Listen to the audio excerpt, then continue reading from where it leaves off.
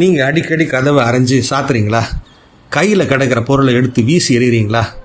ஒரு நாள் உனக்கு வைக்கிறேன் வேட்டு அப்படின்னு யாரை பார்த்தாவது சொல்கிறீங்களா? முடியாது போ அப்படின்னு கத்துறீங்களா?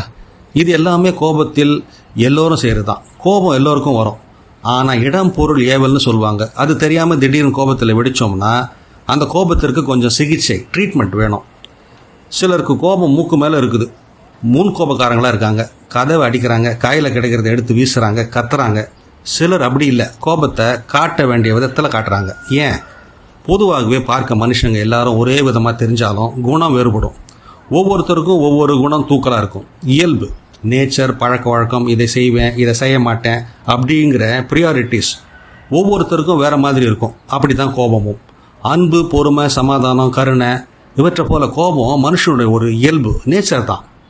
உண்மையில் எல்லா மனுஷங்களும் சமாதானமாக இருக்கணும், சந்தோஷமாக இருக்கணும்னு தான் விரும்புகிறாங்க. ஆனால் அதை அடையிறதுக்கு கோபத்தை பயன்படுத்துகிறாங்க. அங்கே தான் தப்பு நடக்குது. கோபம் ஒருபோதும் பாசிட்டிவ், நேர்மறை உணர்வை தராது.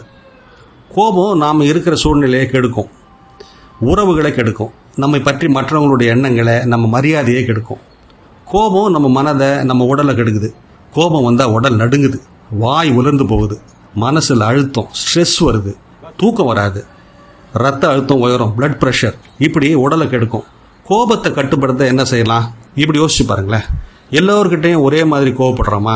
எல்லா உறவுக்காரங்கிட்டையும் ஒரே மாதிரி கோவப்படுறோமா? வேலை செய்கிற இடத்துல மேனேஜர்கிட்ட கோவப்படுறோமா? முதலாளிகிட்ட சீறி பாயிரோமா? நம்ம கோபம் செல்லுபடியாகும்னு நினைக்கிற இடத்துல தான் கோவப்படுறோம் இல்லையா? அப்படி கோபம் நம்ம கட்டுப்பாட்டில் தான் இருக்குது. ஒருத்தரை நம்மால் பொறுத்துக்க முடியுதுன்னா எல்லார்கிட்டையும் அப்படி பொறுத்துக்கலாமே.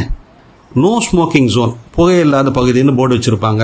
அதே மாதிரி நாம் இருக்கிற இடத்த நோ ஆங்கர் ஜோன் அப்படின்னு நாம் நினச்சிக்கிடணும். ஒரு சூழ்நிலை நமக்கு பிடிக்கலன்னா, ஒத்து வரலன்னா இப்போ நமக்கு கோபம் வரும். ஆனால் இன்றைக்கி இந்த சூழ்நிலையில் நான் கோபப்பட மாட்டேன்னு சூழ்நிலையை உணர்ந்து முன்னாடியே தீர்மானம் பண்ணிவிடுங்க. அடிக்கடி நீங்கள் கோபப்படுற 2 உறவினர்கள், 2 கலீக்ஸ்க்கு தேர்ந்தெடுத்து இவங்கக்கிட்ட இந்த வாரம் முழுசாக நான் கோபப்பட மாட்டேன்னு முடிவு பண்ணி அதை அப்படியே கடைப்பிடிங்க. அப்படியே வாரம் ஒருத்தர் 2 பேர் அப்படின்னு கூட்டிக்கிட்டே போங்க. என்னால் கட்டுப்படுத்த முடியும், சும்மா கோபத்தில் ரியாக்ட் பண்ணி என் மதிப்பை கெடுத்துக்க மாட்டேன்னு தினமும் காலையில் உங்களுக்குள்ளேயே சொல்லிக்கிடுங்க. சீக்கிரத்திலேயே கோபத்தை ஜெயிப்பீங்க. இது போன்ற சிந்தனைகளுக்கு தமிழ் பூமருடன் இணைந்திருங்கள்.